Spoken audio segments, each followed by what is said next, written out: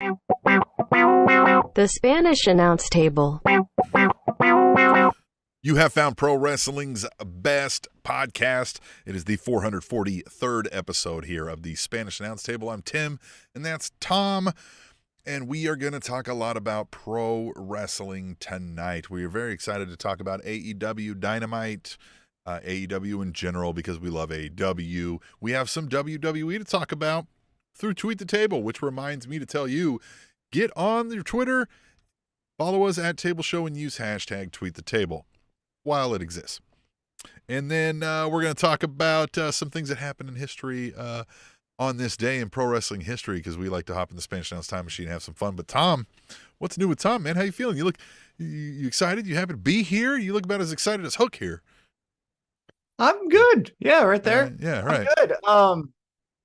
That is interesting. Have you got on Threads yet? Are you a Not threader? on a personal account yet, but the Spanish Announce account, we're posting every day, posting content to the Threads, which you can follow us on at Spanish Announce Podcast, same as Instagram, and follow us on Threads, and you can see all of our news and our on this day content, and then whatever else Tom likes to, live thread.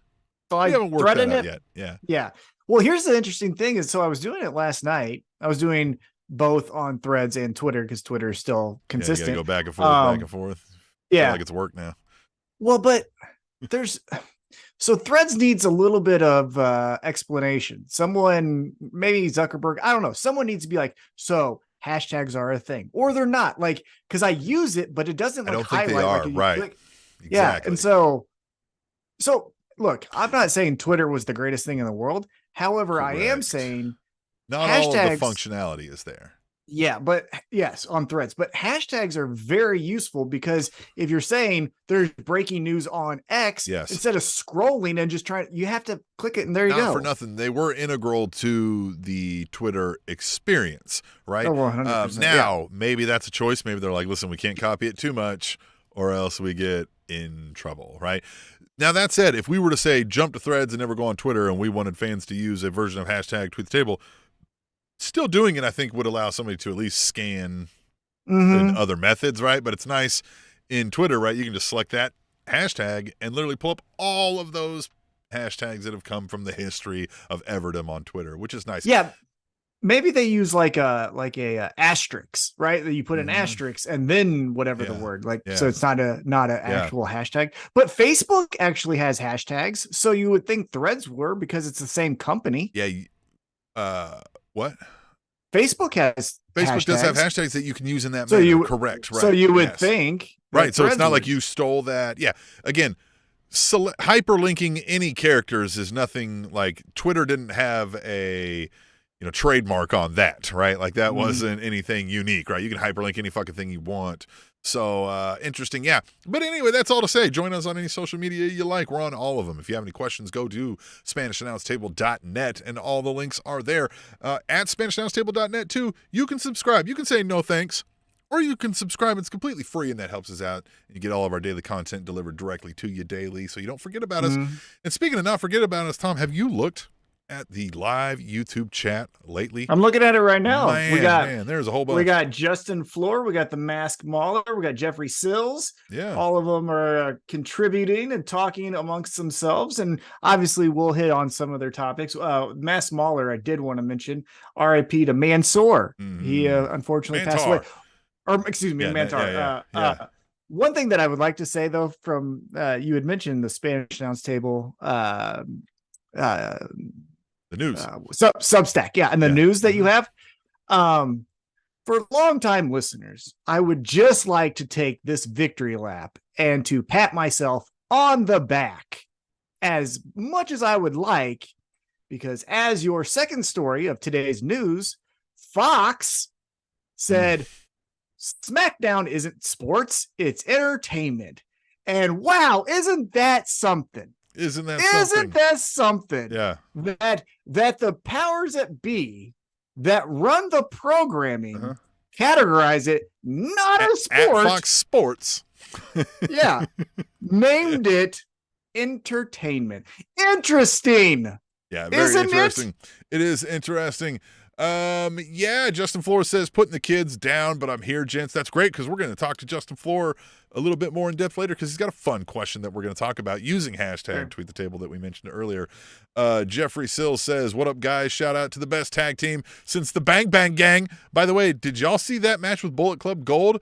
And FTR, is that what they're saying here? Yeah, right. Best match of the week, right?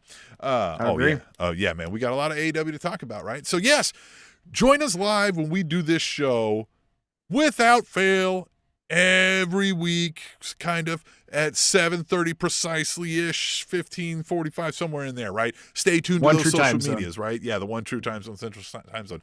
That's why it's important you stay tuned to one or more social medias or subscribe at Substack because you will get notified of when we're going live and when we're not. But you can always download the podcast later. So, Tom, the question then remains, unless you've got anything else to discuss, are you ready to go? God, I listened to the shit out of that song after last week's episode. Right. I really did because it just hit Spotify numbers jump.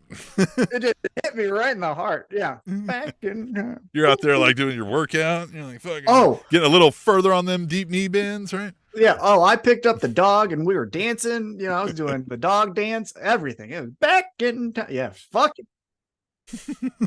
Huey Lewis. I tell you what, man, what a that guy here, just side note here before we get into it, but like that guy, hey, I'm a white dude who just sings some music.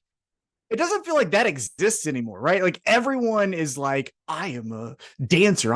Like maybe Ed Sheeran, but like that's a stretch because even him, he plays the music and does the rapping and stuff.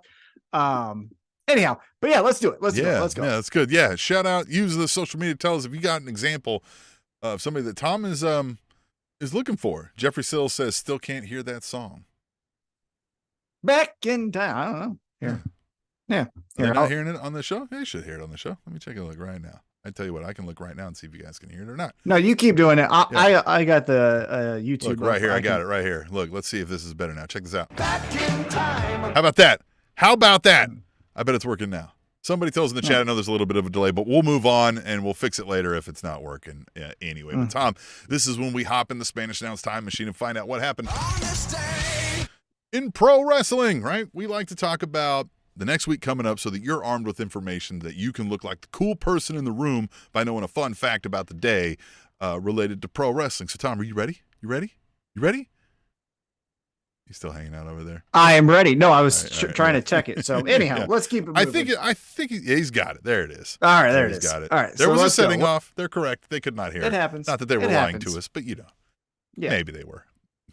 Well, it could be a special thing. We work in technology. Yeah, and listen, if they're late to the party, back in time, they ought to get it a few more times, right? Everybody's there. Yeah, there it is. Right, here we go. Let's see what happened. July 17th, 2006. At TNA Impact tapings in Orlando, Florida. Petey Williams defeated... I hate you. I already hate you. Oh my God, just keep it going. Petey Williams defeated Johnny Devine, Shark Boy, and Sanjay Dutt in a 4-way match. BG James, Kip James, and Eric Young defeated A1, Chris Harris, and James Storm in a 6-person tag match. Samoa Joe and Rhino wrestled to a no-contest draw. Andy Douglas and Chase Stevens defeated Frankie Kazarian and Matt Bentley. Remember those names? Well, Kazarian, yeah. Yeah, one of them. Jay Lethal lost an NWA World Heavyweight Championship match against which wrestler? You love this guy. I don't. It's Jeff Jarrett. Yellow hair. It is Jeff Jarrett, right? Mass Mauler here in the chat says he hated Shark Boy. Shark Boy was fun. I like Shark Boy a lot. I liked this time in TNA sans Jeff Jarrett, right?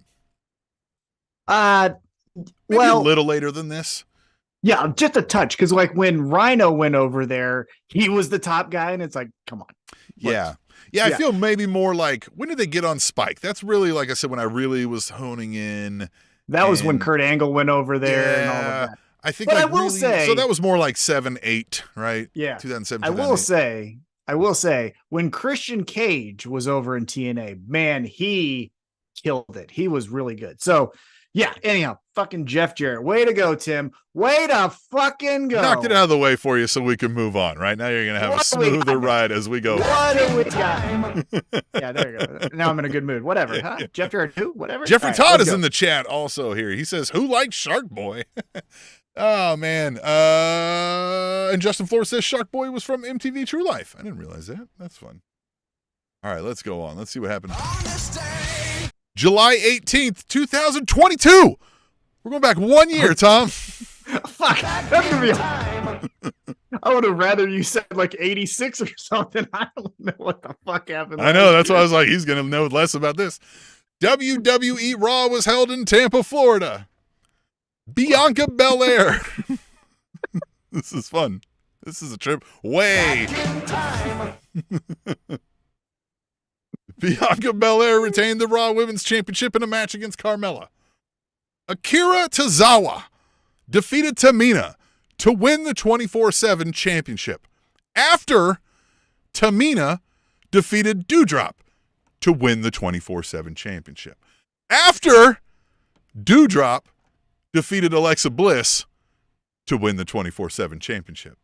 After Alexa Bliss defeated Nikki ASH to win the 24/7 championship.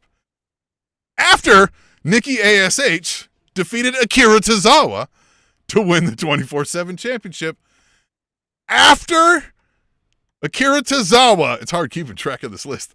After Akira Tozawa defeated which wrestler to win the 24/7 championship? You motherfucker. You didn't put in another Jeff Jarrett. No, it is not Jeff Jarrett. He was with WWE. Remember, I'm looking he was for the day where there's 5 Jeff Jarretts, but it hasn't happened yet. Every day I get close, like the Wordle. I'm almost like, ooh, almost there. I'm going to say he defeated, but what was his name? The black dude that wore the suit, but he jumped around. You always forget this name. What's his name? It's I don't know what your name talking about. It ain't him. I don't know. The black dude that was like the assistant to Carmella. Reggie, but he played Scripps or something like that too. Yeah, that guy. No, great guess. Right, he did carry it a lot, but it was not him. But you're close. Nope, not R-Truth. No, you're close in thinking that like somebody that was associated with Reggie for a while. Carmella? It's Dana Brooke. It's Dana Brooke. Dana Brooke. It's Dana Brooke. How can you forget? You always forget this name. Yes, that title, the 24/7 title, man, that thing was one of the weirdest things they've had, isn't it? 100%. But one thing I'd like to do, just because there are a million inside jokes over the last 10 years that we've done this show. Yeah. For anyone who's more of a newer viewer on YouTube or listening on the podcast, we had a moment back when we were getting like, what was 100, 150 Tweet the Tables. We had a secondary show where we just read Tweet the Tables of like, I think the cap was we had 300 plus 1 week. Yeah. We had like 300. We were a trending. We were a trending topic at one time on Twitter, but there was a question that was asked to us about what did we think of the in-ring abilities of Dana Brooke, and both Tim and I were like, who the fuck? And we didn't have computers in front of us, like we didn't have any way to look it up, and we were just like, who the fuck is Dana Brooke? Yeah, and so it just became a funny thing because we were like, oh yeah, Dana Brooke. So anytime, of course I know that person.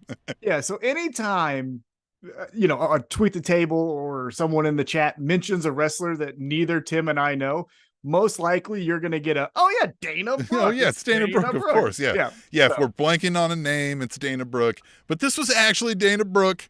Man, they're done with the 24/7 title. Is that still a thing? Do they have that? I think so. Yes, because I remember this actually because it was a botch. Nikki won the title. And Bailey and I think it was Io Sky were walking behind her, and she was supposed to throw it in the trash can, but she missed, which is even better if you think about it. And then they just kept going. So yeah, it's done. That's right. All right. Well, then let's see what happened. July 19th, 1997. Okay. Yeah, hell yeah. Mm-hmm. This is my wheelhouse. ECW Heat Wave 97 was held in Philadelphia, Pennsylvania. This is an easy one for you, by the way. Taz retained the World Television Championship against Lance Storm via submission. Okay. Terry Funk retained the ECW World Heavyweight title against Shane Douglas via disqualification when Francine would not stop biting Terry Funk's ears. That's Jesus. Mm-hmm. Yeah. I was watching, side note, I was watching last week we did a ECW back in my day, and I ended up watching the episode, and it was the debut of Francine. She came in as a fan and was like obsessed with Stevie Richards. Anyhow, it was pretty fucking cool. So continue. I'm sorry. Yes. I don't even know where it was. The Gangsters. Gangsters won the ECW World Tag Team titles in a steel cage match against the Dudley Boys with a Z.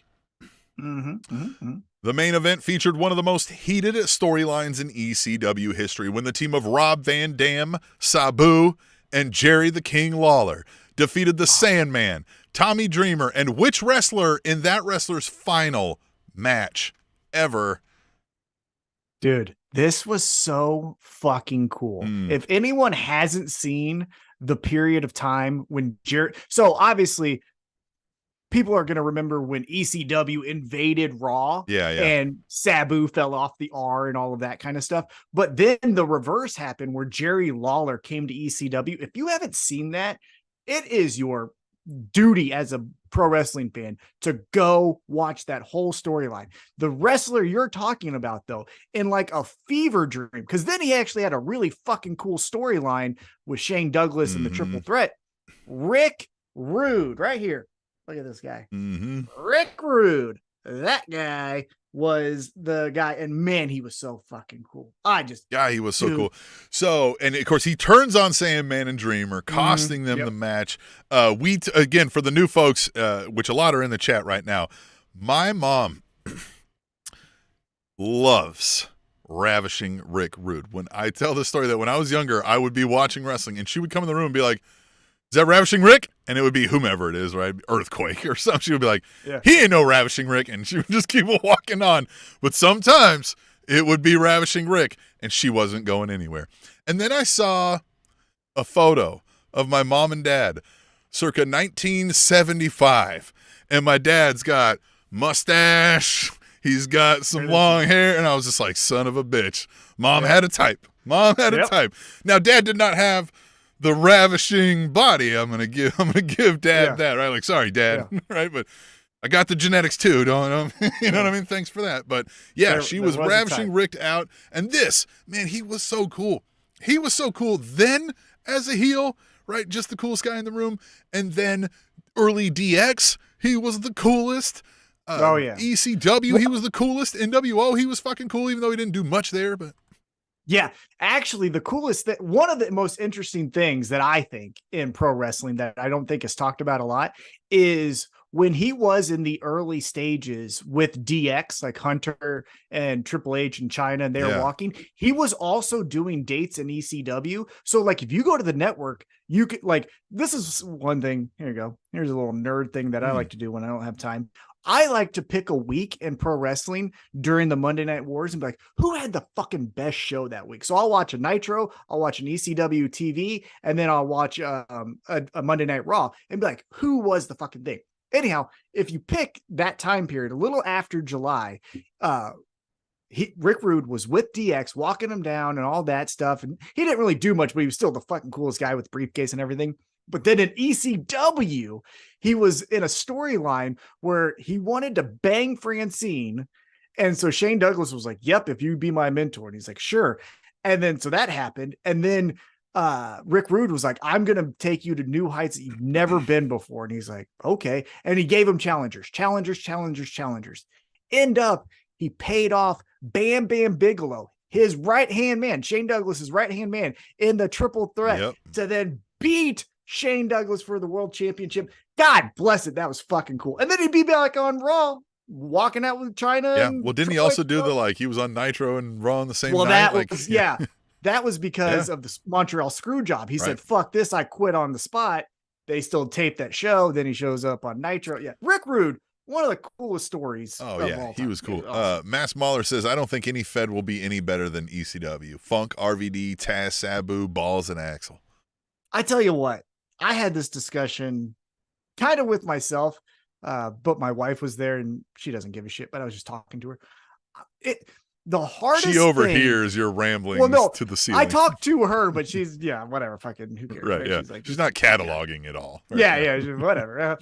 I was trying to think what I actually prefer more. There was 96 to 98 ECW or the first 3 years of AEW, from the first episode of Dynamite to when CM Punk beats Hangman Page, like that time period versus the period when Taz and Barely Legal to when then Taz lost the championship and went to WWE, that time period versus the AEW. Man, God bless it. That's a fucking time period off right there. That was good. AW needs their fucking network so I can do the comparison. That would be cool. That should be some extra content I should do. If they get a fucking streaming network, I'll see which one's better. Right, yeah. You just line them all up. Yeah. All right, well, let's continue our journey. Back in time. Yeah. I thought you were going to say something there. Sorry. Yeah. Well, did you see what Max Mahler said? He said, I attended the last original ECW show in New York. Wow. That's fucking cool. I don't know. Can they hear that one? I got to see if they can hear that one too. They couldn't hear the, let me check and make sure they could hear that. They should be able to hear that one. Yeah. I think they heard that. Wow. Yeah. All right, here we go. It's like your own little Owen Wilson. Wow. Yeah. All right, let's go back in time and see what happened. Ooh, this is a good one. July 20th, 1992. WWF taped 3 episodes of WWF Superstars of Wrestling in Worcester, Massachusetts. In typical fashion of the time, the shows featured several WWF superstars defeating enhancement talent in mere minutes. 3 of those matches featured a superstar debuting a new gimmick for the first time, defeating Paul Van Dau, Jim Powers, and Tony Roy in 3 separate matches, all in less than 3 minutes. This superstar would be inducted eventually into the WWE Hall of Fame as this gimmick, before later being inducted a second time into the WWE Hall of Fame under his real name. Who are we talking about? 1992? Mm-hmm. Razor Ramon? It's Razor Ramon. That's Scott Hall is Razor Ramon. Yeah. So fucking cool. Speaking of cool, as we were earlier in the episode, he's so damn awesome. He was just the coolest guy in the room. I understand he had issues, and I'm sure he might have been a villain in some people's personal lives, but he was the coolest guy in the room, right? And on the screen, right? We don't know. That's one thing that I always try to, differentiate is I don't know these people backstage. I don't work with them. So I only tell you what I see on the screen.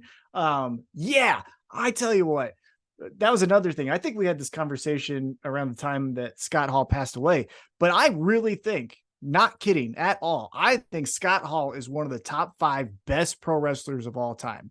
If he goes up against the Giant or Kevin Nash or whatever, or Diesel in WWE, he's bumping around like he's Rey Mysterio. But then if he goes up against Chris Jericho or Rey Mysterio, he's the big guy like a Big Show who's throwing people around and yucking them everywhere. So I mean, he's outstanding. And his working punch was awesome. Love him. Yeah. Oh, he was so cool. I think he's my favorite full package wrestler, right? When you think of all things in considered. Brian J in the chat says, "What's shaking, my wrestling friends?" Mass Mahler also said, "Any way of sending pics through here?" Which I don't know that there is on the chat in YouTube. You can click plus and you can do I can do a start a QA or start a poll. I think that comes later. I think we need we're close to monetization. We needed more watch hours in a given set of time or something. So watch a bunch more videos, set them on repeat, check in once in a while, like a few things, and maybe we'll get there. And then I think we can get the super chat, right? Where you could even donate to get extra chats sent to the top and things like that. Well, I was going to say, Matt Smaller, if you do have photos, send it over to tableshow@gmail.com. And then maybe next week we'll share what we can you're do trying them to here send on the right screen. now. Yep. You can always do tweet go. the tables too. Use hashtag tweet the table Yep. on Twitter, or tableshow@gmail.com. We can always put something up there. Mhm. So let's Come on. let's go a little more. Back in time. See what happened. On this day. I like this one a lot. Current July 21st, 2012.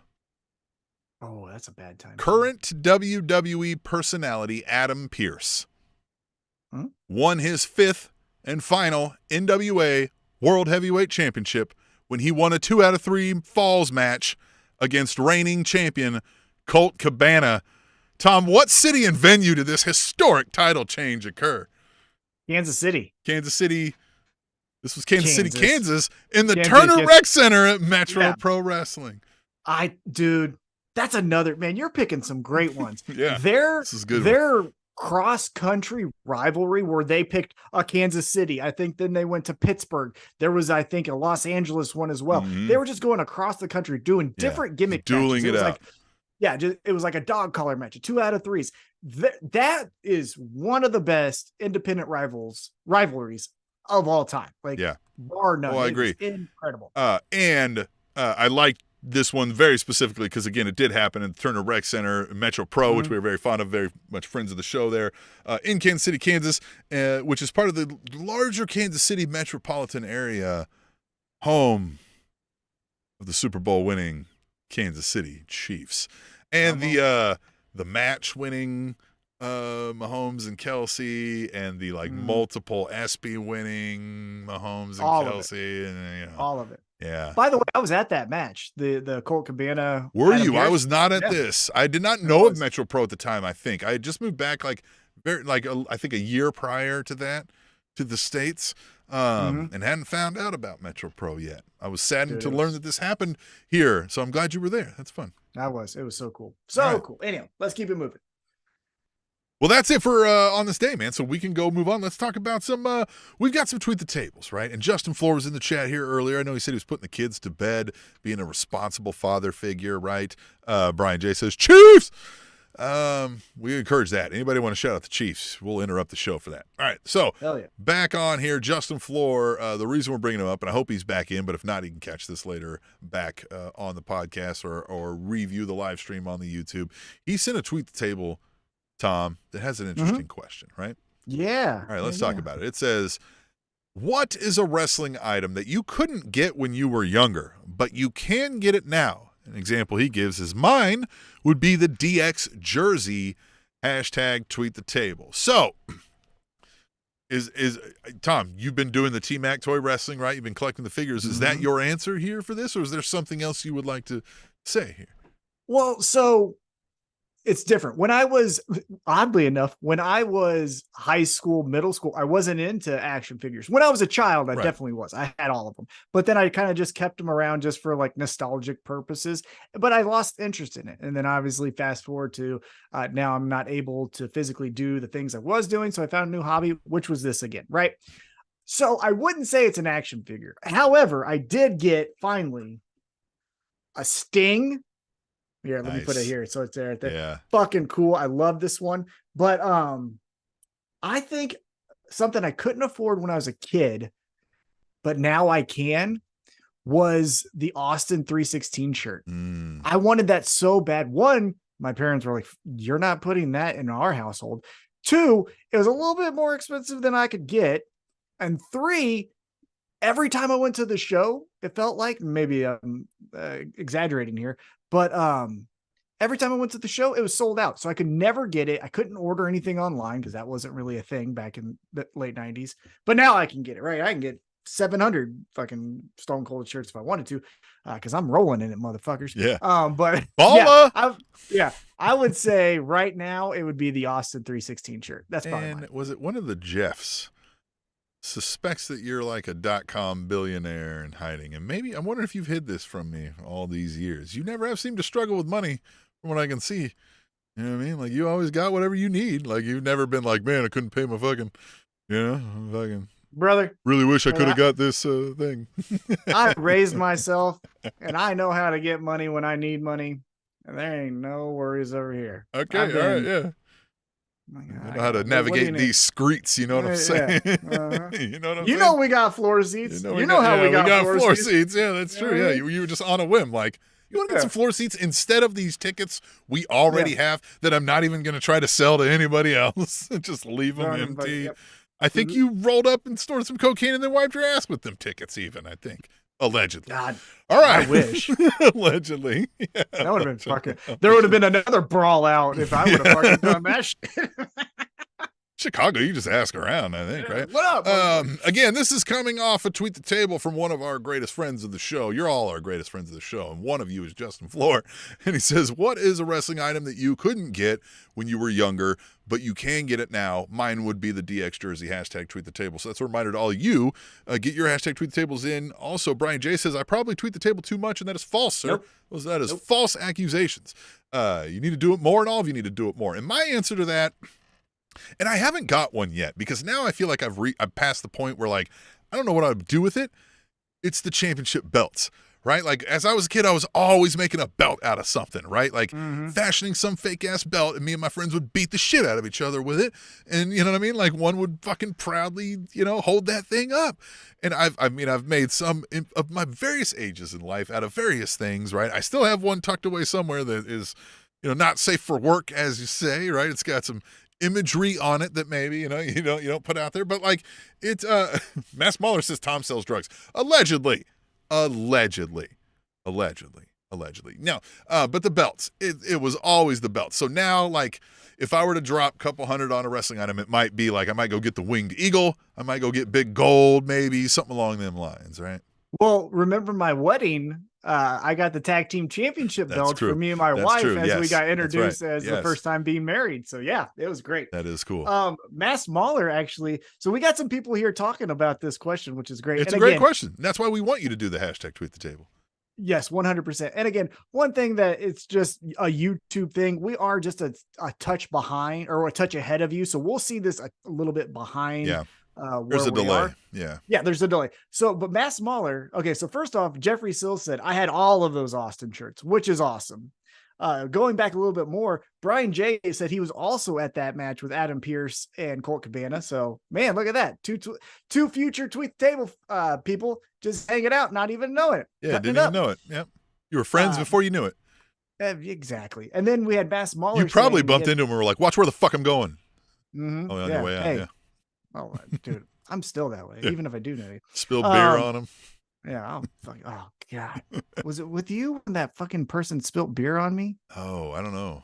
Oh, I choked the fuck out of him. I didn't start going to Metro Pro, I think, till we were doing the show. So it would have been like 13, I think. Okay. Shortly after this, probably. Yeah, it wasn't that. Right. Yeah. By the way, I think we've got 2 weeks. I think it's not next week, but the next episode will be the 10-year anniversary. So you got 2 weeks to get in your emails, your videos, your MP3s, or whatever you want to tableshow@gmail.com, right? Get us something to talk about how great the Spanish Announce Table is in 10 years or your new found fandom of it. We want to hear from you guys and give us a wrestling topic to talk about, right? What is your wrestling topic for the 10-year anniversary that you want us to talk about, right? Throw that in there as well so it's not just a love fest for us. You know what I'm saying?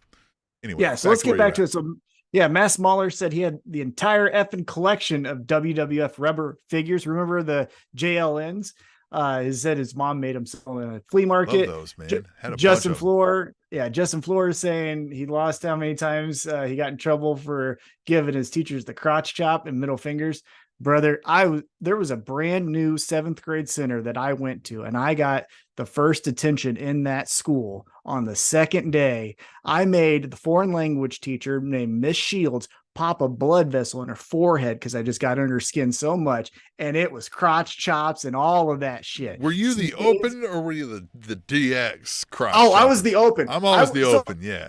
Yeah, DX I would do it sometime, but I would do what I would call the machine gun, where I would go pop, pop, pop, pop, nice. pop, pop, or I would do the surprise where I'd say, "Hey, what's this? Yes. Hey, what's this?" I pulled that one out the other day. I pulled that one out the other day to my son. He was like saying something, and I like looked up at my hand, and he looked up over, and I looked back at him, and I looked up over at this hand real quick, and he's like, "What?" And I went, yeah. Hell yeah. Full bought in, Hell right? yeah. He was just like, "What? Yeah. What?" Yes. Yeah, it was all. If they don't great. know, it's so much better. Yeah. And then Matt Smaller said his would be the title belt. What else we got here? We got people selling stuff on eBay. Okay. Yeah, go check out the YouTube chat if you want to go back and find out about a cool YouTube or eBay store here. And then Brian J said mainly shirts now. Honestly, going back to Justin's question originally, to be completely transparent, it was never really an item, but to get floor seats was the fucking thing, right? Every time you would go, or at least for me, it'd be up here. And I'd be like, if I just was right there. So honestly, All Out was kind of that for me. So I've never been to a WrestleMania, right? And I remember we were going to go to WrestleMania in Tampa when COVID hit. And so we were like, nope, hold on, pulled that plug, right? And obviously we wouldn't have been able to go anyhow, but we pulled that plug. And then I just started thinking around at some point when we were kind of like falling out of love with WWE. I was like, well, I'm not going to go to it, man. I'm not going to spend that much money to go to that now. And maybe still a bucket list thing. But All Out felt, pretty similar to that, right? So I've been to some like events here in wrestling thing, but I've never been to like biggest pay-per-view of the event or the year kind of event thing like that was. So that was kind of a neat thing too. I never got to go to those as a kid. Like they were never, again, I lived 2 hours away from Kansas City growing up. My parents weren't like, yeah, let's hop in to go watch like an In Your House, 14 at the in Kansas City, right? Yeah. Floor seats though, if I were being completely honest, Stone Cold shirt from a kid to now, but like for ever, it was floor seats. Floor seats are the coolest thing in the world. Right. So nice. All right, what do we got next? All right, we got another one that we'll talk about, and the last two are from our awesome friend Brian J, but they talk about AEW, so we'll hit those as we do the AEW Dynamite breakdown here. But this one is about WWE, and it is the biggest WWE storyline. It comes from another longtime listener of the Spanish Accounce Table. It comes from Theo. He says, I hope the Bloodline and Bloodline 2.0 don't turn out to be a rehashed NWO Red versus Black, #tweet the table. And boy, I didn't think about that. I never considered that, but you definitely could have Usos leading one and Roman. And a disputed bloodline. Now, the interesting thing about that, though, well, I shouldn't say necessarily interesting, but it would give good opportunities to some of the people who are on the roster that maybe are underutilized. As an example, Tamina would get some type of shine because obviously they would need warm bodies to fill these spots. And then you could easily, there's another cousin of the Usos when they were talking about their family tree, who I think is in NXT. So yeah, there's a couple. There's like 20 of them floating around out there in the Anoa'i family. Yeah, of course. Yeah, 100%. Yeah, I mean, you could definitely do a lot of things with that kind of rehashed idea. And that's all wrestling. I mean, look, there's not a whole lot of new things under the sun in entertainment, period, right? Oh, yeah. So quick side question based off of that, though. It looks like at SummerSlam, it's going to be Roman Reigns versus Jey Uso, right? Yeah, right. Mm-hmm. Is this the time? Man, wouldn't it be cool as shit if they pull that trigger? It feels like if they did, it would be Kofi Mania, where in the moment, 100%, you've got to make Jey Uso the champion.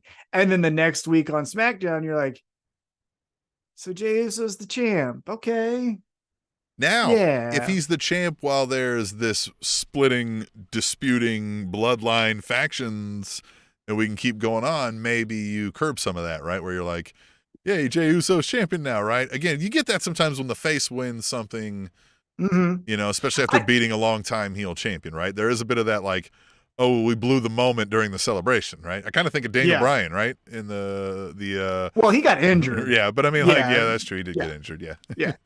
So, but here's the thing that I'm considering when even talking about Jey Uso versus Roman and whether he wins or loses, it kind of feels like we have a logjam because there's so many guys on that mid card, namely the one that's getting the most fucking interactions apparently on all their social medias, LA Knight.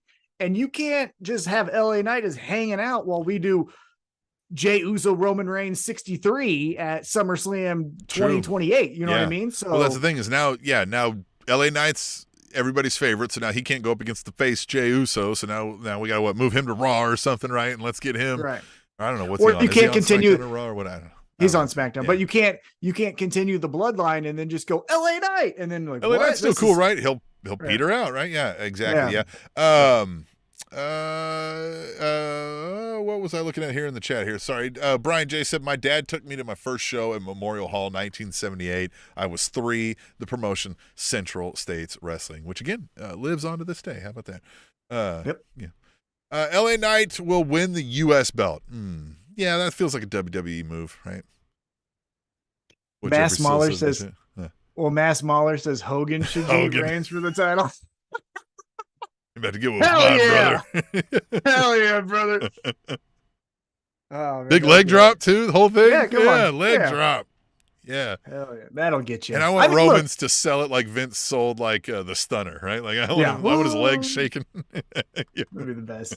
That would be the best. But yeah, I hope it doesn't turn into a NWO type of thing, but it's still the second most interesting storyline in all of wrestling. And look, I mean, I don't talk about this on the news because it's stupid, but like it's the highest fucking rated thing they have. It's getting 3 million viewers per segment. Like they're not going to stop anytime soon. Yeah. Like, they're just not. Yeah, it is the second most interesting storyline in pro wrestling. Oh, I'll tell you the first one later. You'll tell you the first one later. So yeah, that was our WWE topic there in the Tweet the Table. So by the way, use hashtag Tweet the Table on Twitter, and we'll read yours on the next episode. So Tom, it's time to talk about some AEW, I think, right? Yeah, let's get into it. So they continue their tour of Canada, aka America's Hat. And we kick off because we have to with a Canadian, and it's Chris Jericho. Wow. He walks out and he comes into a match against Commander. I think that's how they're saying it too. It is Commander, yes. Not Commander, it's Commander. Right. And this was a good opening contest. I don't think it moved the needle, at least as far as what was earlier talked about, the Bullet Club Gold versus FTR, which is honestly the match of the week. But what did you think about these two guys kind of kicking off the show? Interesting.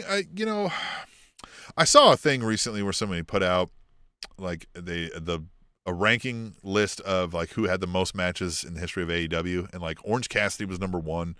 And Chris Jericho wasn't like up until number 8. Like I would have thought he would have been higher because it feels like we get Chris Jericho a lot, but I think we get a lot of segments with Chris Jericho and not matches.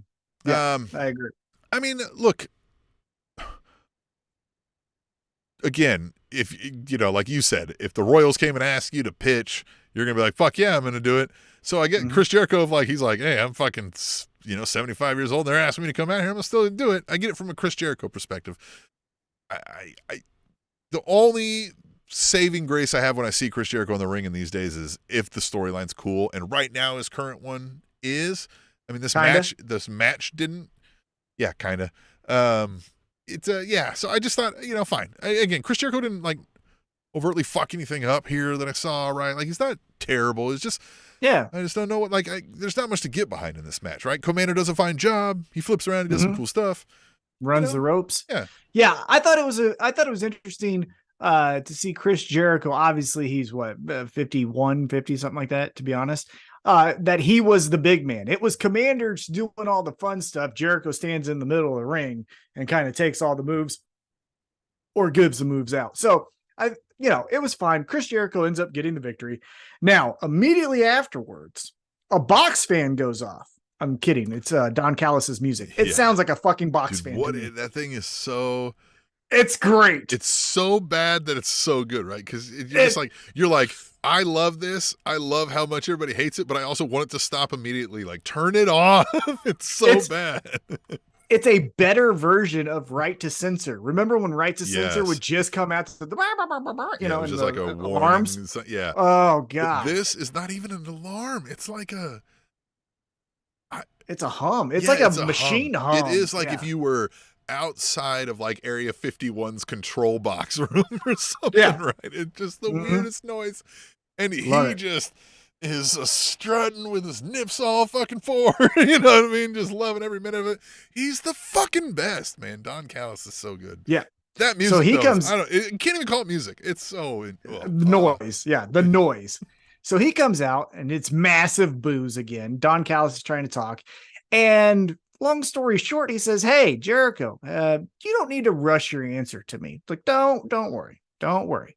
However, remember when they said Bad News Allen? Yeah. And maybe it's because Bad News Brown is trademarked from WWE? I think so, yeah. I think he was Bad News Allen until he was in WWE, where he's Bad News Brown, I think. And right. That's how I know him. So when they said Bad News Allen, I was like, what the fuck are they talking about? And then when they showed the video, I go, Bad News Brown? But then it came to my mind, maybe they can't say that. So anyhow, I thought it was interesting because I didn't know that about Chris Jericho's career, where they were in a group together and it was Bad News Brown talking all that shit for him and whatnot. And they were like, hey, this was 28 years ago, or 1990, whatever it was. Come on. He wanted us to be together. So let's be together. Right. And 30 years ago, this guy thought we should work together. So let's do it now.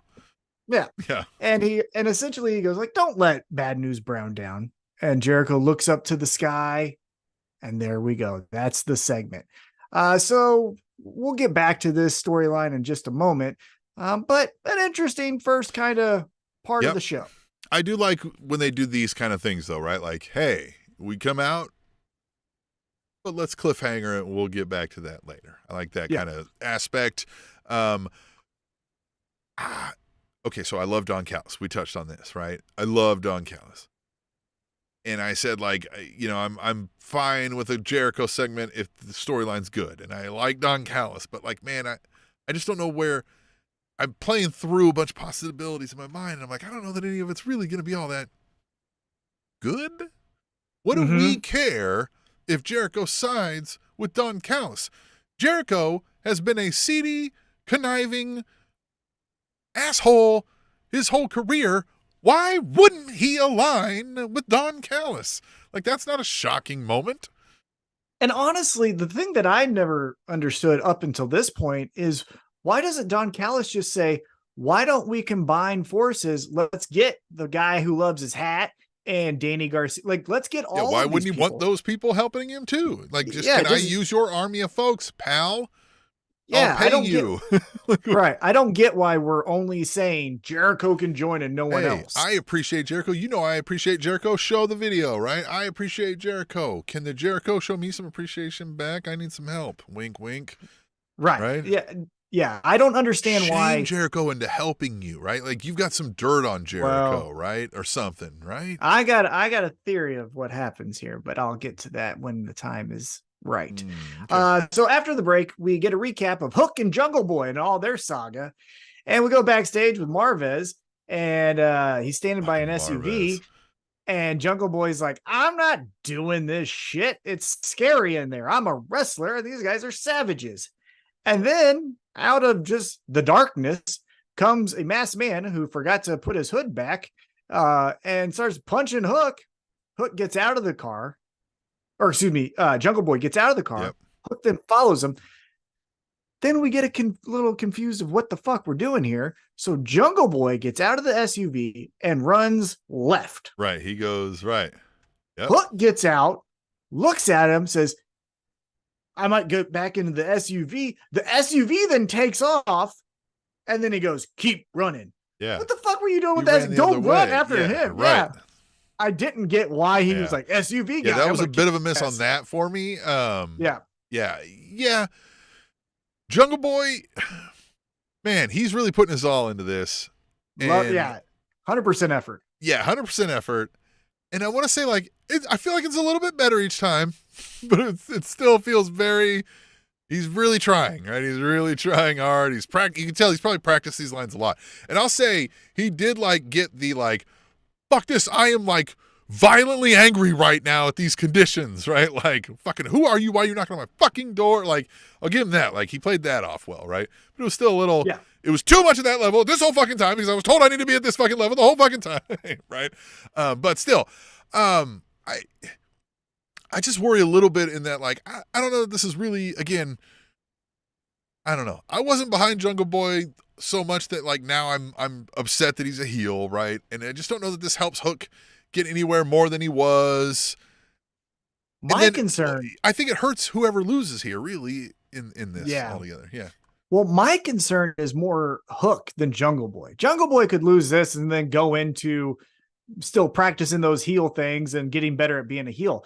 But Hook is still yet to really show us anything other than I'm mad at Jungle Boy. We need some personality. We need, again, some type of one-liner that you say when you beat people up, or beat people up that Jungle Boy likes, things like that. It's so we need to ratchet up still the one cool, note. right? We all like Hook because he was different and cool, so we need to ratchet up the cool again. Remember when the meme or the picture came out when he was at the strip club? Like, let's get Hook to be really cool on screen and do something. Because, I'm not going to get behind Hook forever as, like, my favorite wrestler or even near it on just the idea that, like, well, he gets mad when somebody fucks him over. Well, yeah, of course, right? Like, I need something more, right? Yeah.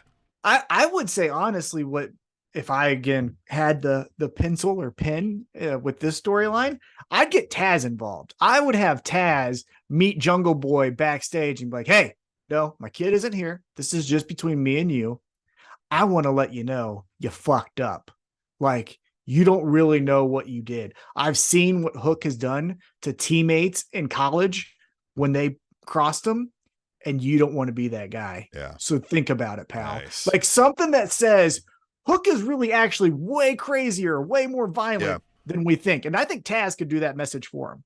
Another thing we can do is let's get Hook to actually do something, like, because he's a shithead that's scared of Hook, and like actually does some damage or harm or something that causes Hook to get enraged, right? Like he takes out Taz, right? Like do something. Well, and that's how you could easily end the segment. Have Taz put over that Hook is a little bit crazier than you actually think. Jungle Boy goes, oh, cool, great. You think he's crazy? Low blow, or kicks him in the dick, right? And then as he goes to his, and then as he's on his knees, Taz that is, Jungle Boy just goes, give him this message, and just pie faces him and pushes him to the ground. I mean, God, look at that fucking Mass Mauler in the chat says, don't you guys think AEW signs too much talent? I feel like they sign any talent. I think we've said it before where we thought, like, hey, when it was just like Dynamite and they had 2 hours of Dynamite and that was it, we were like, stop signing everybody. We ain't got time. With the new shows, I feel like they've got a good amount of talent now. I don't think they've got too much, but I feel like they need to actually put storylines into their secondary shows now. Collision, Rampage, and use that talent regularly, right? I think there was a time where we thought they were signing too much, but I think if Tony Khan knew this is what he was getting to, it's almost an arms race. Look, WWE and NXT, even if they're cost-cutting because of a merger, still knows it's better to have a bunch of people on the fucking roster than let them go somewhere else, and now I can't get them when I need them, right? Yeah. I'd rather have them and bench them than watch them fucking beat me in the ratings. And I think with specifically the addition of Ring of Honor, you're starting to see some of the talent that was signed that maybe wasn't Dynamite ready, right? Not ready for those kind of storylines or moments or matches get put down into Ring of Honor. Person I think of 100%, Sean Dean. Sean Dean is starting to get more segments and things like that. He was someone that was signed, I think, day one that you would say is on the roster but not doing anything. I do think they are doing a good job of saying, hey, these people who we think are going to be good in 3 years, we'll put them there. And then the Kenny Omegas and stuff will still keep throwing in your face. Jeffrey Sills said, go back to Orlando with ROH and keep it there. Maybe not Orlando, but remember when they were doing Daly's Place in Jacksonville? Like, could they just like have ROH be a home base out there? Probably not, because those people are still traveling. They kind of mingle them in and out. So it's probably easier to keep them on the road at that point. Well, and Daly's Place does like concerts and stuff like that. Right. So it'd probably during COVID, they were able to get more dates there. Yeah. I like that the idea of they do the show with, I believe, Dynamite. My thing is, look, we go to AEW Dynamite to see Dynamite, right? Oh yeah. End them on Dynamite. I don't like this idea of Dynamite's the first show. Hey, stick around for Rampage at the time. No, I'm not. No, I'm gonna get there early for Rampage and then leave when Dynamite's over. Right. The format is a little different. Because then you would have, for your like main events of Rampage, would be more full because people are coming in for Dynamite versus the other way around, right? And they're more electric, right? Now, they're like, well, this is a fun spot. The issue is your timing, right? Do people have time to get from work to there and all of that jazz still and all that? I mean, they do an hour. They do the dark. Well, they were doing dark the last time we went, and that was an hour. Well, and at this point too, you've also got the ROH. Like at some point, I kind of don't want. I don't want 4 hours. I don't want to be at that venue for 4 hours anymore. You know, if it's not a pay-per-view event, I'm not. 3 is great. Yeah, 3 or less, and I'm ready to get out of there, right? Like, I'm ready to go. Yeah, I agree. And somebody was talking about that in the chat as well, yeah. Yeah, I want to end on the thing I came to see. Right. I don't want to feel obligated to stay. You give me a big main event. Remember when it was like Kenny Omega and Vikingo, and they do that fucking crazy thing. They're like, all right, we've got another hour and a half of stuff we're going to show you guys. It was like, Jesus fucking Christ. Get me out of here. So anyhow, that's just a format. Let's show you our developmental talent now for an hour and a half after you just gave me that high is weird. Yeah, I don't like that idea. So all right, so let's get back to the show here. So after Jungle Boy runs and Hook says keep running, Perry, Renee is backstage and comes up to Don Callis, and Don says, I'm gonna make the announcement of who the 5th person is by myself. Ha ha ha. Yeah. And then Renee says, are you concerned about Kenny Omega? And Don says, he isn't tough, but if there's one guy he's afraid of, it's Kenny Omega. He isn't worried. Kenny will be hiding behind the skirts of the Young Bucks. Right. Yeah. He was saying like Kenny Omega, like he's not worried at all because he knows Kenny Omega wouldn't even try to mess with him or something. Yeah. Good stuff. Yeah. Good stuff. And yeah, it was a good tease, and it was a good way to say Don Callis is coming out, not Blackpool Combat Club, which I have some thoughts on that closing segment as well. All right. So then after that, we get to the best storyline in professional wrestling. We see earlier in the week, MJF and Adam Cole are taking shots at the bar and drinking and all this stuff. And MJF just goes right up to him and he goes, hey, well, you're not a team player. What's up with that? What's up with your shirt? And Adam Cole's like, well, I lost it, man. Totally lost it. Sorry, bro. And as he's saying that, 4 women walk by.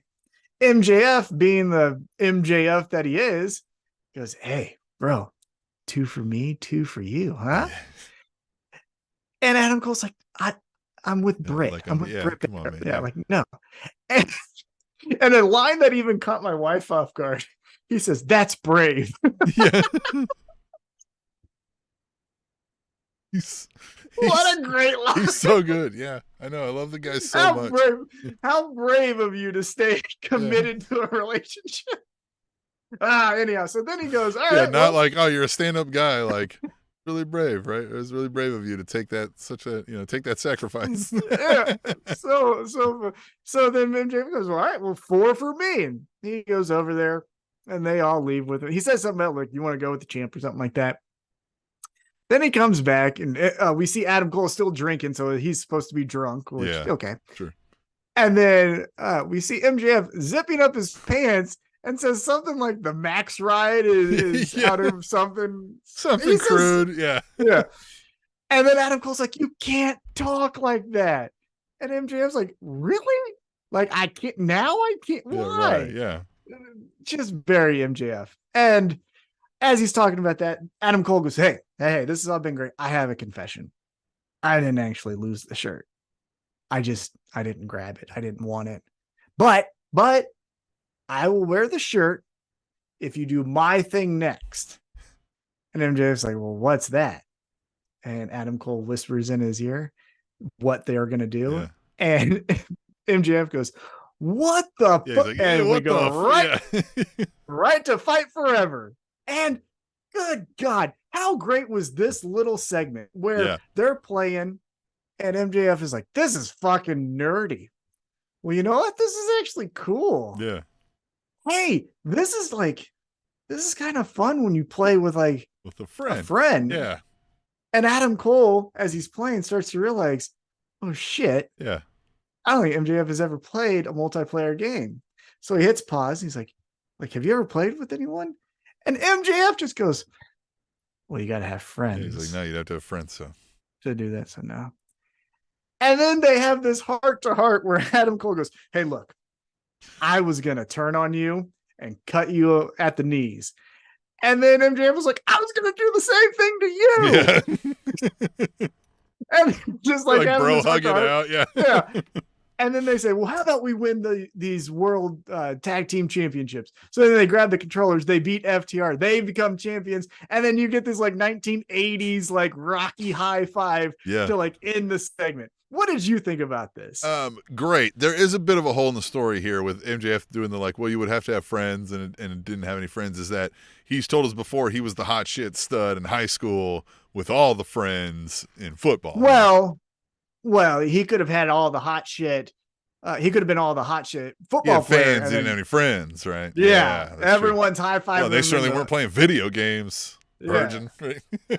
Well, he could have been. Yeah, he could have been walking down the halls, high fiving everyone, and then driving himself home every night, crying. And just sitting there, crying, looking at a wall. So interesting to see how that goes. All right. So again, I think this is awesome. But loved it.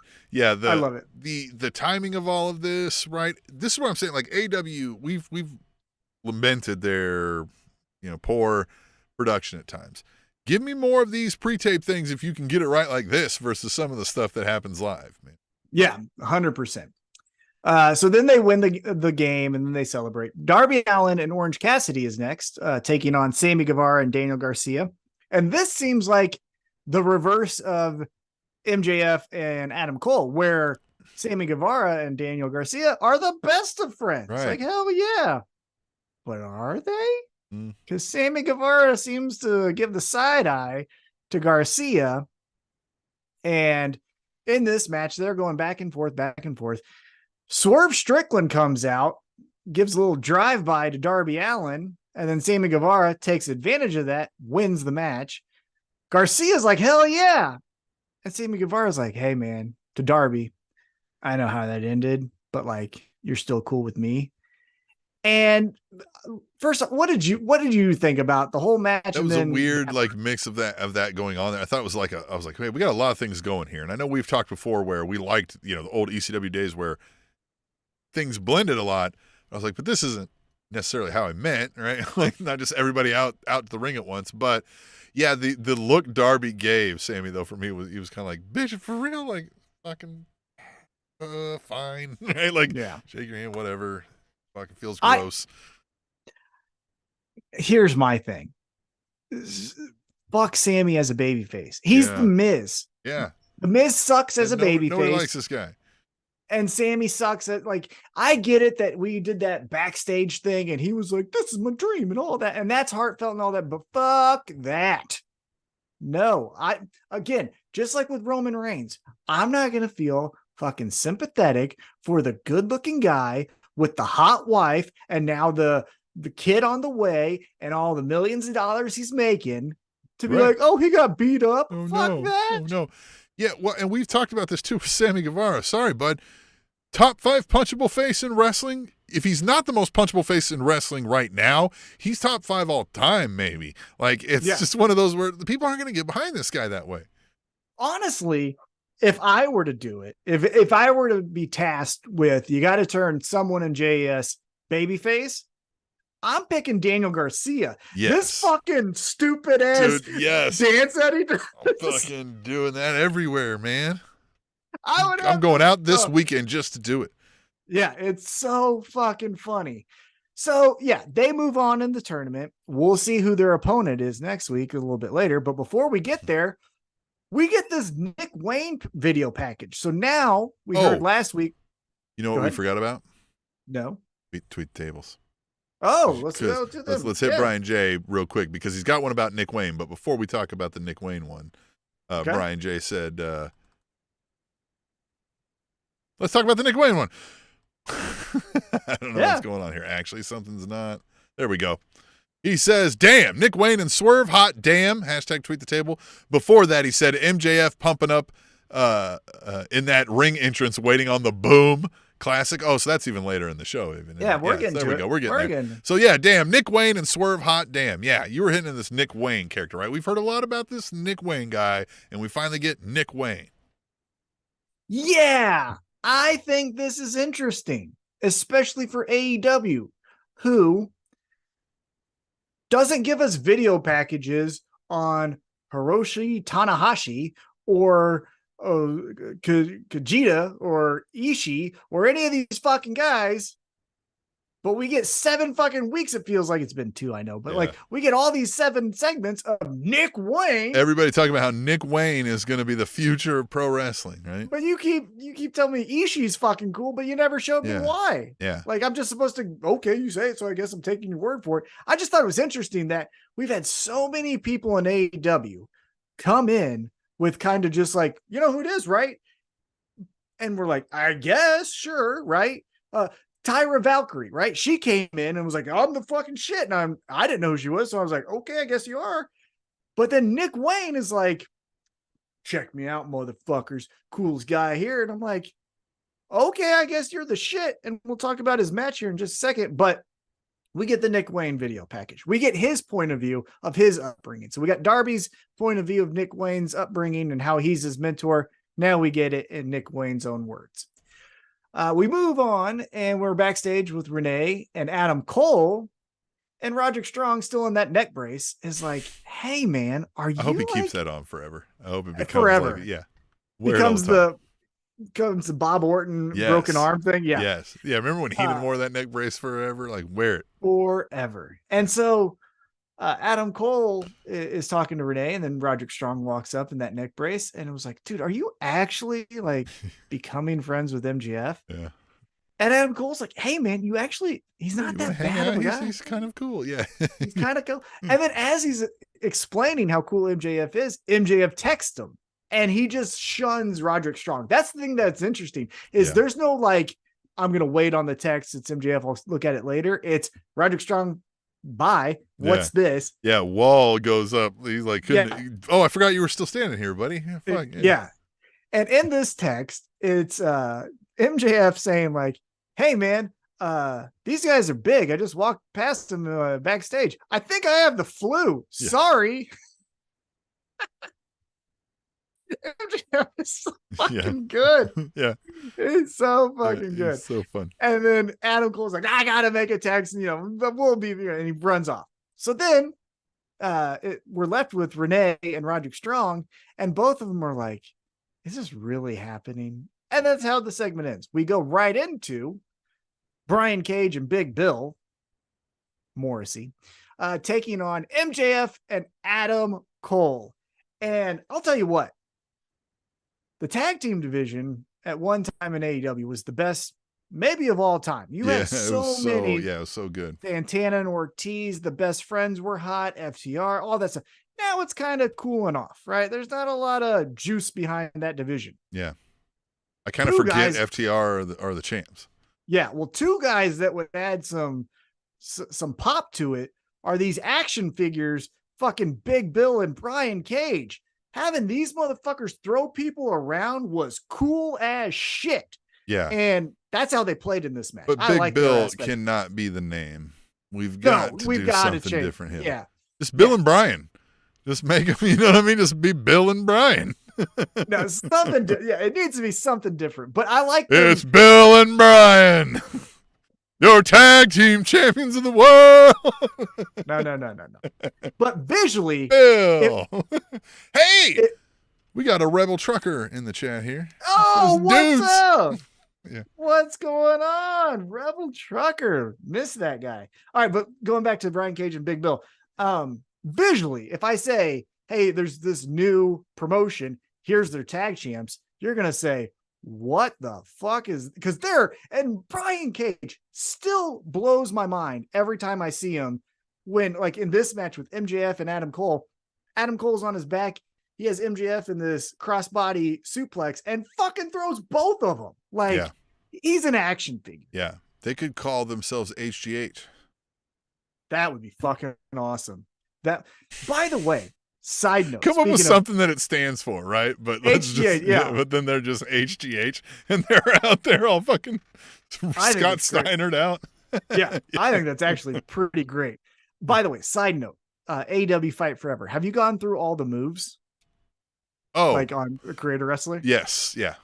Have we talked about Which one? Have we talked about what they call the F5 in Fight Forever? No. What do they call it? Diverticulitis. The disease that Brock Lesnar had. That's great. Have him leave the That UFC. is so good.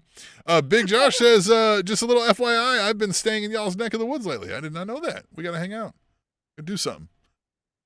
What up? What up? What up? You know what I'm saying? Maybe some barbecue or something, right? Yeah, let's do it. Come on. Kansas City, you know? But just don't bring that truck. I remember. I don't forget. Yeah, that's true. He knows what you're. Yeah, hey, we're hip to the game here. No, we're not hanging out. Nope. We know what you're up to. You're still mad at me about that Kane comment. But let's go into the second side of this match. Well, let's miss for a second here. Brian J did say MJF pumping up that ring entrance, waiting on the boom, was classic. Yeah, him like running around and then realizing, I got to get my spot right, and like shudder stepping and then getting in place, and then he's like nailed it, right? Like he's just like, I love him so much. MJF is the best. Yeah, so MJF and Adam Cole come out. Cole is wearing the shirt, right? Yes. So Adam Cole's like, made good. Got the shirt, like I said I would, right? The thing that I actually liked was, so MJF grabbed a sign that said like better than you, baby, and stuff. But then he gets in front of him, and then this week plays the drums before they do the boom. So he's like, and then the boom, and then like you said, nailed it, and then gets in the ring and then all the stuff. Yeah, like so proud of himself. Like it's so fucking cool. Love it. So the here's again where we've talked about ad nauseum that the moves don't matter as far as what that move is, right? The wrestler makes the move. You can do the Vikingo 820 fucking spinorama, triple spinning over your ball sack plancha dive. Yeah, which is visually very I can't do it. I'm impressed. Very appealing. Yeah, it's very impressive, right? However, in all of the matches last night, the move that got everyone to chant and fucking lose their minds was MJF body slamming Big Bill. Yeah. That's pro wrestling. Mm-hmm. Now, I'm not saying every fucking match needs to be, I got the clothesline or whatever. I got the punch. However, that's it, man. Didn't he tweet out? He's like, I remember back when I slammed the 7-foot tall giant brother. The 580 in front of 35,000, 65,000 people or whatever. Yeah, he was great. Yes. And then also towards the end of this match, Adam Cole and MJF are trying to get this double clothesline and come so close about 3 different times, end up failing, but they were going nuts for a double clothesline. Right. This is real pro wrestling, it's man. Masterful storytelling. Yes. Oh my God. It is the best. So with that being said, long story short, MJF and Adam Cole win this, right? So they pick up the victory, and MJF is doing his baby face, still a heel thing. Any devil worshippers out there, which is fun. Yeah. The crowd actually, I have this in my notes, started chanting Satan. I don't know if you heard that. They chanted Satan when he said that, which was funny. He goes right out and says, like, we're super over, which I thought was interesting. Like, we're super over. Yeah, we're super over. Jeffrey Sill says his acting after the slam was masterful. Oh, he's the best. Yeah. Even when he was doing the heel thing with Darby Allin and he did the headlock takeover. Yeah. Like he's just amazing. Yeah. So they come out there, so they're staying out there, and Adam Cole says, story time. And he said, never expected to work with this guy, but we're good. And July 29th at Collision, we're going to win these tag team championships. So next week, we're going to get Sammy Guevara, Daniel Garcia, MJF, Adam Cole. I'm going to put you on the spot right now. Who you got? What happens here? I think all of this pulls up a little. When we say the easiest answer is oftentimes the most likely answer, they get into a fight. They don't win. Guevara and Garcia go on. They lose the FTR. All of this was for nothing. We get the match between Cole and MJF because they're fighting now. They work on it for a while. They try to be bro friends and stuff, but it still leads to the match eventually. That seems the core. However, if we had the pencil, right? If we had the pen, well, totally different story here. Yeah. I actually don't hate that idea. However, and I don't care about ratings because I don't get paid from AEW. So I don't care if a million people are watching or just me. Right. But I would think they beat Sammy and Garcia. Sammy then does the baby face. I'm out of here. Right. Like he's tried 7 other times. But then when FTR, MJF versus Adam Cole on Collision, because they want that number. Right. That's when I think it'll happen. They'll come so close. Yeah, because we'll get the promos because FTR will be like, hey, what? I thought we were Pinnacle, right? Like, what's up with that? Are we boys? Mm-hmm. Or we know why this guy is a piece of shit. Yeah, we aligned with this guy before. We thought he was a good dude. And he was. We thought he was the pinnacle of this business, right? Yeah, yeah. It's interesting though. The most interesting thing though is if Adam Cole goes heel. If we say Adam Cole does not, he still thinks he's a snake. MJF in the back. Yeah, and MJF's like, you motherfucker! I thought and he's like, nope. You can even get Roddy fucking laughing and pointing at him wearing his neck brace, right? Like maybe that was it. He still had the neck brace, but my neck's fine. Fucking punch you in the dick. And Roderick Strong and Adam Cole stand over. Yeah, MJF. Exactly. Ooh, that would be fun. We'll see. Next week, I think that's when the match is taking place. So after that, we go backstage, and Jake Hager is standing in front of Jericho's locker, and he goes, he knows we're coming in, so let's go in there, which I thought was interesting. And Jericho's like, hey, what's up, man? And he goes, and Jake Hager's pouring his heart out. Hey, I saved your life in fucking Saudi Arabia or something like that, apparently. And I've been here since day one with you in AEW. So I deserve to know what the fuck you're going to do, which is a valid point. No, listen, this was decent from Jake Hager, right? Like, again, he's not a good actor. We're never going to say that, right? Like, you could tell it was like practice lines, but like it was the best you were going to get that we probably got out of Jake Hager as far as like here's a heartfelt moment, right? And some actual personality to like what would be a human character out of Jake Hager since he's been in AEW. So this was fine for me. Yeah. Yeah. And it ends up with him handing the purple hat. Handing the hat. Like, so listen, you can't give me an answer. Even overusing the hat had its benefit than not using the hat at all, right? That's where like pro wrestling stuff can come in. Like the risk of overusing something is less than not using something because now they had that prop where like the whole thing, I'm like, Jake Hager's doing pretty good here. Then he hands him the hat and I'm like, the hat, right? Like now here's the thing that like we hated for weeks and I'm like, not the hat. Yeah. No, right? Like now all of a sudden I got this sympathy, right? Yeah, it's interesting. Going back to the chat, Jeffrey Sill says he thinks the Bullet Club is going to beat FTR on Collision, and then it'll be Bullet Club Bang Bang versus Adam Cole and MJF. Jeffrey Sills points out that Hager must have conveniently left off that he also cashed in his money in the bank on Jericho too. Wasn't so quick to remind him of that. Right? Wasn't in there like, I also stole a title from you.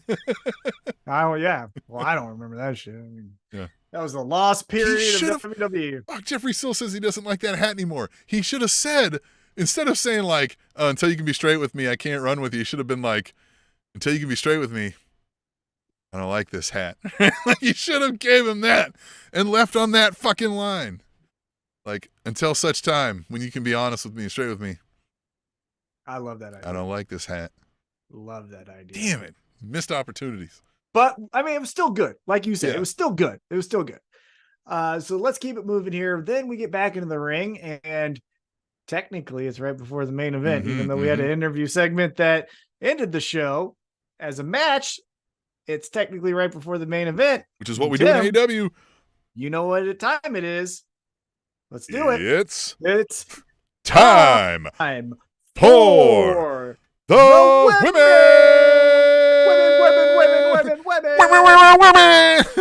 women. You need somebody to like DJ us up a little sound effect for that, right? Somebody who's good on the old ones and twos, right? And so here we go. We get Sky Blue taking on Ruby Soho. And Tim, it has came to my attention that I might be a prude. I got to tell you that. Might. Well, because Christ almighty, let's just have Sky Blue not wear pants what the fuck was that? It I mean, was I'm just down like, with what you just suggested. like it was just a waistband and then nothing. Like, The best suggestion you've had on the show in years, son. but like, you know, when you're sitting there and your wife is reading because she's not that interested, but she'll take a look every so often, There's some and you see sky a blue pin- cakes, as Jeffrey Sills calls them. Yeah, but then you get a pin cover from Ruby Yes. Soho, and the camera work isn't that great. She looks up, and I've got to be Yeah. like, "Oh no, we're good. Man, No, what's they had up? a We're good." Full moose knuckle right in front center of the camera on that pin. But That look, looked like a fist right in the. but here's the thing, though. Uh-huh. That's not necessarily the TV crew's fault. True. Because Yeah. fuck it. Again, I'm not trying to say cover everyone up. This is bullshit. But like, But I'm if saying we you- have a right to censor, okay? all I'm trying to say is if you put this over to the men's side and a testicle comes out, no one's gonna fucking want that, right? I mean, I'm So, not like- asking for it. No. Well, but it's great. This match was so uncomfortable for me. Can we I get didn't- like a little pussy padding in the front of this? Something. So that when we yank you,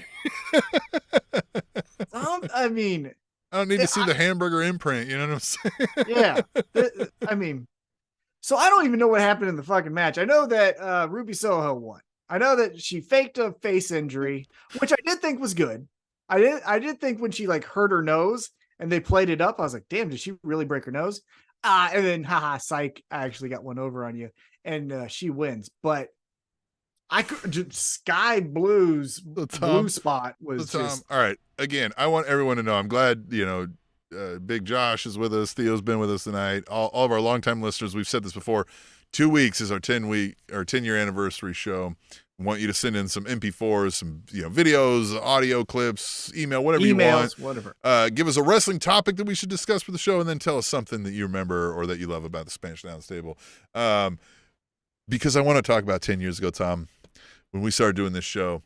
The T-Mac I looked across the table from then, I never would have imagined would one day tell me, like, can we get some pants on this young lady in the show? You've had some real growth, Tom. I know. Yeah, no, back in the whatever, yeah. But now, come on. Like, listen, I've got a wife. I'm trying to get to bed early here. I can't. Yeah, that's someone's daughter. You know what I mean? For Christ's sake, if the mother's probably watching at home, this is not right. You know? But goddamn, the Thank sky's blue. We know what color the fucking floor is. I tell you that much. Yeah. Fucking Christ. So there it was. That happened. Fucking kids today, their fucking ass hanging out of their pants. What the hell's with this sagging? Why is every motherfucker sagging around here? I don't get it. Huh? Oh, I don't want goddamn. to see your ass. They're not wearing no pants. Their pants are too tight. I don't get it. I don't know what's happening in the world. God damn it. It's on fire. Fucking phone. I can't figure out the buttons. Yeah. I just want to call my dad. Anyhow. So let's get back to it. So after that match, we get a recap of Collision, which is fine. But then we go backstage to QTV. Yes. QTV. And we get Iggy Azalea. Or whatever the fuck she's calling herself. What's her name? Harley something. Harley Cameron? Yes. Harley She's Quinn? good. I think she's good. Okay. Look, I'll She's say good this. in that, like, if you're trying to be annoying, and which QTV is trying to do, it's working. Like, she's definitely like, I'm like, all right, she's definitely not camera shy. We'll say that. Yeah, she was another one where it was like, what kind of poses we doing here? Like, Christ almighty. But anyhow, that one wasn't as Remember, egregious. I don't know if you remember back in, there was a TNA back in the day when, like, Team Canada had just ended, right? And Robert Roode was the hottest young free agent, right? And all the managers were trying to get him. And he went with Brooke Tessmacher. And the way they introduced that was just, he was like, I've got somebody. And, like, all you see is of his face in the screen. And he just looks over and there's just cleavage right next to his face. Like, we were just, like, supposed to know. Right? Oh, Like, yeah. Oh, yeah, the boobs. Yeah. Yeah. It's not Bobby the Brain Heenan. Wrestling. Love it. Yeah. So with this, I'll say this. Here you go. This is what I'll say. It was not bad. The video was not bad. Yeah. It wasn't Jay Lethal and No, Sanjay yeah. Dutt and all those fucking guys trying No. to keep a beat. She kept a beat. Yeah. No, when I said she's good, I don't mean she's good at this, like making music, but like she's good as a character playing this role. Yeah. She kept a beat. She Yeah, rapped. no, yeah. What I mean is, this wasn't this wasn't Friday, right? Yeah. But this was okay. But like, yeah, I really like this character. She forever won a spot in my heart, forever with the "he's gay" chant on Collision. Yeah. Like, so yeah, I'm all down. Well, and she's still apparently. I don't get. Here's what I don't understand. So she does the rap, and then she does the Eminem. I'm speaking really fast, and here I go. I'm talking even faster. Yeah. Oh my god, it's fast. I'm like, well, okay, I don't still know. But she ends it with "I sunned you," right? Which is like I got you, right? Oh, is that what that is? Yeah, but keep it up with the young kids, okay? God damn it, man, I'm not street anymore. Oh, well, yeah, but at least I want them wearing clothes. But I don't understand. So what? I follow these kids all the time. I walk around wherever they're going. What are you talking about? I keep up with the kids. But here's what I don't get. So she said, "Why don't I join the Acclaimed?" And then even me and Anthony Bowens could be a hot new item, right? So then they say no. So now is she saying, I don't give a shit, I'm better? Like, I don't know what the what is her purpose? Right. Yeah, that is missing. I will give you that like, why is she still doing this? Yeah, because great. And again, it's a good character to hate, right? And we're gonna heal. Like, it all works. Right. The package is fine. Like I said, she's also easy on the eyes, right? Like, she's like, I think this could go somewhere if they utilized it, but I don't feel a purpose to it. Yeah.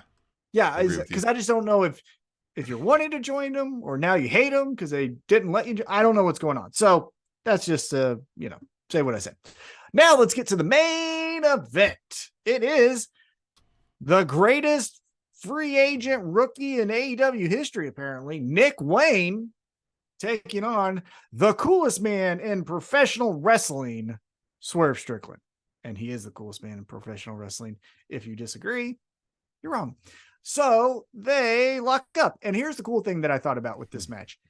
They didn't deny that these two have wrestled in the past. Too often, we act like Nick Wayne never had a match. At least WWE trope is. They've never had a match came out of a void. We've never heard of this guy. Yeah. Right. And Swerve Strickland's never wrestled anywhere but here kind of thing. But at least they said, hey, they actually wrestled in Seattle a couple times. So this isn't their first time locking up. I like that they said that. I like that they said they had some history. The match is fun. It's big moves, right? Wouldn't you agree? Like, the match itself is pretty good. Yeah, absolutely right. What I didn't understand is, I guess, so Darby, after losing earlier in the night with Orange Cassidy to Garcia and Sammy, then walks out with Nick Wayne here, gives him a hug, and go get him, right? Leaves. Okay. But then comes back, but not really, stands on the top of the stage, clapping like another fan, like he can't go to the ringside. Right, you apparently. can't just go down there again. Yeah. And then Swerve, which I get because earlier in the night he kicked him in the head. What I did like was Swerve was like, guess what? Then Darby, I'm gonna fuck your dude up. Boom. And then he does that arm spot where he dislocates the goddamn shoulder or whatever. Mm-hmm. Yeah. And Swerve wins, which was the right move, I thought. What did you think?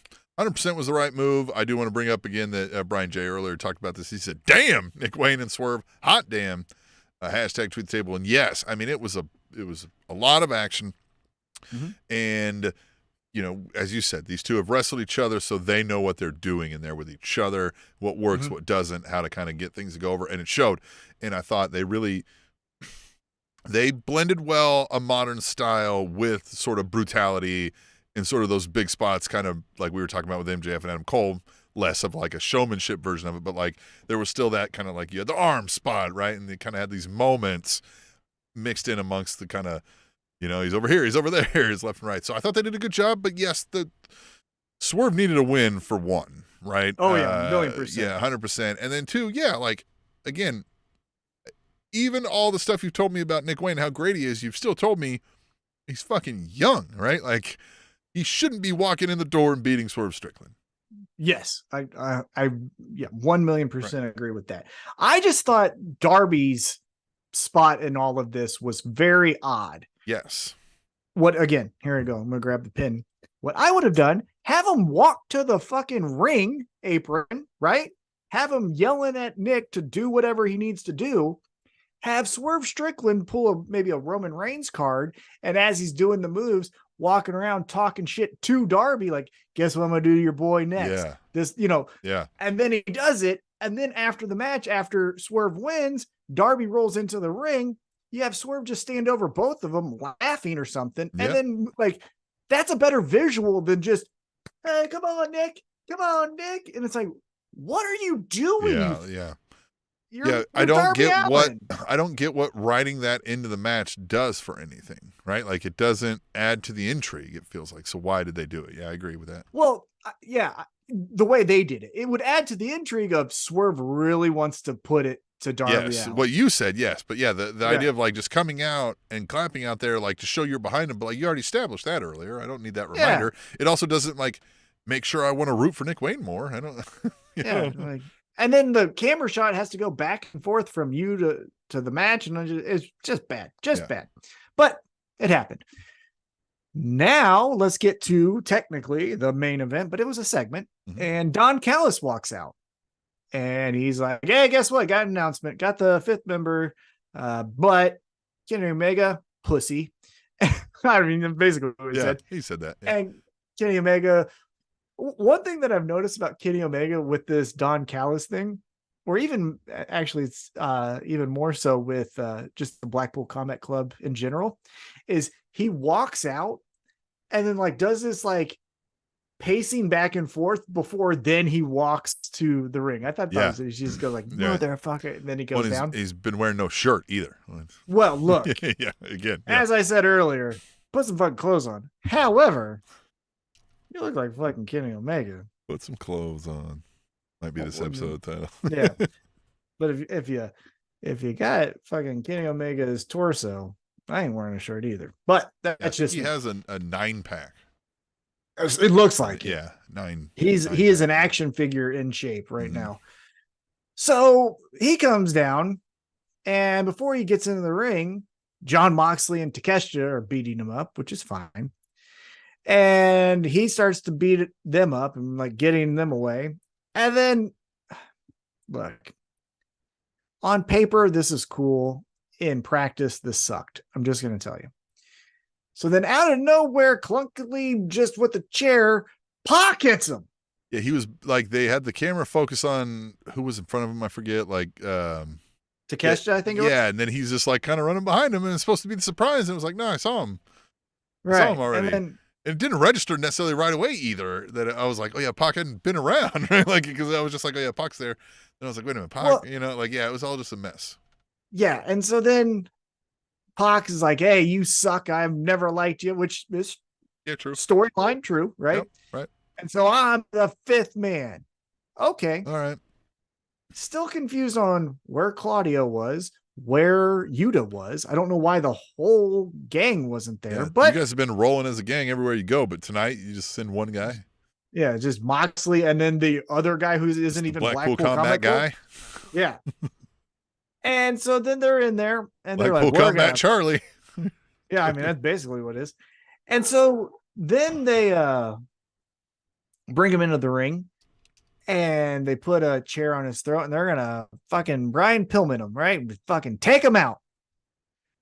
But then Kenny Omega's like, we got a 5th member too. Look at the video. And it's Ibushi, which we kind of all thought, which is fine. Tim, okay, let's all act like this is real, right? Let's all act like this is real. Yep. I'm working with my therapist that when I get mad, I laugh instead of yell at people. So I'm gonna laugh a lot now. But so then Kenny Omega says, hey, look at the video. And it's Ibushi just doing past stuff, looking like he was in the ring at a certain point. Yeah. Okay. And there's a highlight film of Ibushi. Yeah. And apparently that just shakes Blackpool Combat Club to their core But that they just can't stop beating him up. Yeah. yeah, they can't complete the fucking move. And then the lights come back on. Yeah. And then it's the Young Bucks and Hangman. And then they beat the bad guys out of the ring. Like, get out of here. And then Kenny Omega's like, it's the Golden Elite. Dude, if you're going to debut someone that way, fucking have them there. Yeah. That was the weakest way to debut someone, when someone's in peril and you go, but the video package. Like, here's what I want them to stop doing also. But not everything has to have a fucking Brangelina name every time. Well, they do. You add one fucking puzzle piece to another group. You motherfuckers. Come on. Well, they specifically do, right? Hung Bucks. That's what I mean. Super Stop League. doing all that shit. Like, I can't. But that's their brand. That's why we call them the fucking Golden Young Bullet Buck Brothers Club. Yeah, I mean, like, Jesus fucking Christ. You're right. Yeah, I agree with you. It's a little much. I just think, like, fucking, you know what I mean? It's like the goddamn genders these days. I'm like, I can't keep them straight anymore. I'm happy to call you whatever you want, but you better not expect me to remember it now, because it's too many. Yeah. I I'm just gonna say, hey friend, and that's all. You're gonna get a hey friend. Like, oh, it's those guys. Remember, they're all friends from Japan. Fucking yeah. But it's just the weakest way to say, my friend is in peril, so I'm gonna send a highlight package. Like, yeah, it is the weirdest thing. What the fuck? Again, if this were real life, like, again, in real life, we're not pitting 5-on-5 in a fucking, but yeah, one team's down a member. Oh no, the other team's got to find another member. Oh well, it just so happens the other team's down a member now too, or doesn't have a 4. Like, we'll just make it a fucking 4-on-4. Why do we have that Pac and Ibushi in here for no reason? Right. I agree with that. I think, if we're being honest, though, I think the whole plan was Ibushi, right, and then Bryan Danielson was going to be healthy, right? Yeah. And well, we already paid for Ibushi, so we've got to get him on here now. So, yeah, I get that. Yeah. Yeah. But so here's how you do it, AEW. And Tony, I know you're watching, so thank you so much, and take some notes. This is how you fucking do that segment. Jeffrey Seal says Ibushi wasn't going to Saskatchewan. Like, yeah, that's true. Right. I mean, maybe, but isn't that the hometown of one of these fucking Canadians? So, Yeah, I don't know. Stay at the house of Kenny Omega or whatever. Saskanuga or something like that. I mean. America's hat. You know what I mean? Yeah. So here's how you do this segment, Tony. And again, thank you so much for watching. Take some notes. Implement it next time. Yeah. So you have Don. If you need. I mean, 100% do that, but I get it. You don't want to look too needy. I'm understanding of that, but I can do things behind closed doors. Just saying. Anyhow, but this is how you do that fucking segment. Don Callis comes out with his box fan, right? And he says, yeah, whatever, and then Don Callis goes, just like how he did. Kenny Omega is a coward and a punk or whatever. Yeah. Kenny Omega walks out. Scum-sucking dog. Right? Yeah. And Kenny Omega walks out and is like, this piece of shit. You, Don Callis, I'm going to beat your ass. Gets into the ring. Okay. Gets into the ring. Grabs Don Callis by his jacket or whatever suit, right? Yeah, right. Grabs him, puts him in the corner. That's then where the entire Blackpool Combat Club, except for Danielson, I understand that. We'll excuse that. But they all come in there, Yuta and Claudio. Then they corner Kenny Omega. Kenny Omega is punching him in the face, throwing over there, all that stuff. Then he's standing tall, like, okay, god dang. And then here comes Pac, debuts in the ring. You could even do the blackout, but I would just have him run through the crowd and then standing behind him. I think that's better. If you're not supernatural, I don't like the lights out thing. So what I would have done is had him facing this way, right? Had him looking this way. And then Pac comes from the crowd over here, gets behind him, stands there. Kenny Omega's like, all right, I finally got him. Turns around, boom, gets a DDT or whatever. Right. Then they all come back into the ring. I like that. Hangman and the Young Bucks run down. They're coming. All right, we're going to fight these guys away. So they're punching, kicking, all that stuff. And then you have Ibushi's music fucking hit. Because the people who love Ibushi are going to know his music, right? Just like, what's his name? Angry Grandpa. Who is that? Oh my God, I'm blanking on his name. He just took on You're talking Arn Anderson? Eddie Kingston. No. Angry Grandpa. We met him. Yeah, Anyhow, that guy. He has iconic music, right? Suzuki. Yes, Minoru Suzuki. Yes. There it is. He has iconic music to people who love him, right? So I imagine Ibushi does too. So then you have Ibushi's music hit. Then he walks out. You can even have him just stand there and like, I'm going to kill all these motherfuckers just to get that shot. Runs down, clears the ring. They all hug. And then Kenny Omega does, this is the Golden Elite. And then you do good night, bang, fade to black. That's your fucking episode. God bless it. It's not fucking hard. I like that. Not fucking hard to do it. If you put some clothes on and think straight for a second, you would probably come to these conclusions. If all these women had blood circulating through their body instead of being fucking frozen in Canada wearing no clothes. I know you may be a bit distracted over there, and you might need to focus a little bit, and maybe share with friends. Right.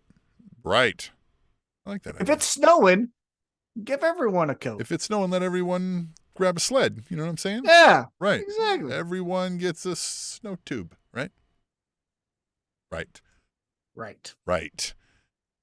What are we even talking? All right, let's just end it. Let's not even. Yeah. We want to do cocaine. Yeah, we want to do cocaine. Maybe that's an episode 10. All right, we are gonna get out of here. Wow. All right, so that's all we have for this week's episode. It's been a blast. We love having you in the chat.